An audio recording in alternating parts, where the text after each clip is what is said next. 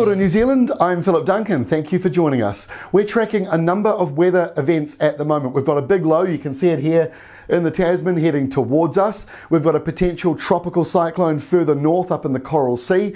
And next week it looks as though we're going back to westerlies and more high pressure around the New Zealand area. So let's kick off with Thursday's animated wind map. And you can see we've added the air pressure again. It seems to be the theme this week. And you can see the low that's affected us all week finally starting to move away. Still a southeasterly, bringing in showers around the eastern side, but I've been getting the tweets and the photos today from around Canterbury and up around Wellington showing the sun coming back out and people very happy after several days of cooler than average wet weather or cloudy weather around that eastern side. But we've got this next system. This is the one that helped bring in some big thunderstorms yesterday to Sydney. Now it is drifting towards us. It's got tropical air feeding it. That's why it's quite a big low. But the good news is, for those who are sick of the rain in New Zealand, it is going to weaken a little bit as it gets towards us.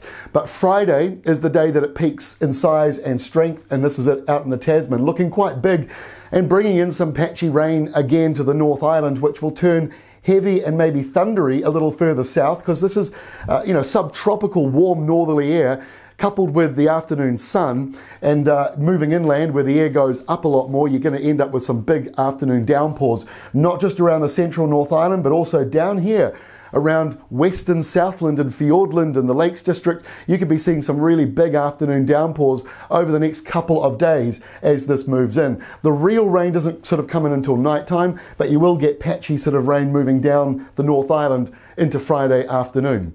To Saturday, you've got rain a little heavier now around Northland. That's sort of the main front coming through. You've got patchy lighter falls elsewhere and plenty of dry areas. This system favours wetter weather in northern and western facing regions, so sort of the northwest of both islands, but even down here on the west coast, large dry areas around Greymouth, which is great for their big Christmas festival on at the moment, and around Hamilton, we're hoping that the rain showers stay away for their Christmas parade. And then we go to Sunday, it's Auckland's turn for their Christmas parade. We're hoping amongst the showers there will be some dry spells. We actually think Sunday may not be overly wet, but it's one of those wait and see, keep up to date kind of setups. The rain, as you can see, it's hit and miss. You've got areas with blobs of rain and other areas where it is dry. And by the way, these areas, or this area of rain in the South Island, again, it's that afternoon heating, big downpours popping up around the mountains and ranges. There could be thunderstorms in there too, but dry and warmer than average for just about everywhere else.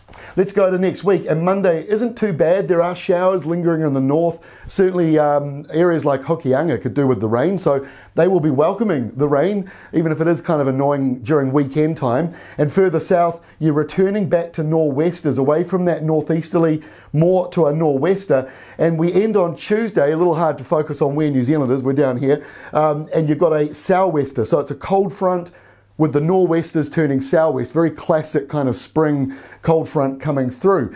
Now, let's go to the tropics, because that's where the next system is. That's why we've got this big widescreen map. There may well be a tropical cyclone forming up in the Coral Sea over the next few days or into next week. And then it's likely to linger over there for a number of days. It might drift down to New Caledonia. It might hover around this area and not come to us. But either way, it's one to watch, because any tropical cyclone to our northwest, they naturally pull to the southeast. They naturally want to pull this way. So we keep an eye on that one, but it's far too far out to know if it will affect us. And in fact, one long-range model shows it comes down to about New Caledonia, then turns around and heads off back to Aussie. But one just to keep an eye on nonetheless whenever we get one of those in our backyard. That's all from me. Our next update, it'll be on Friday.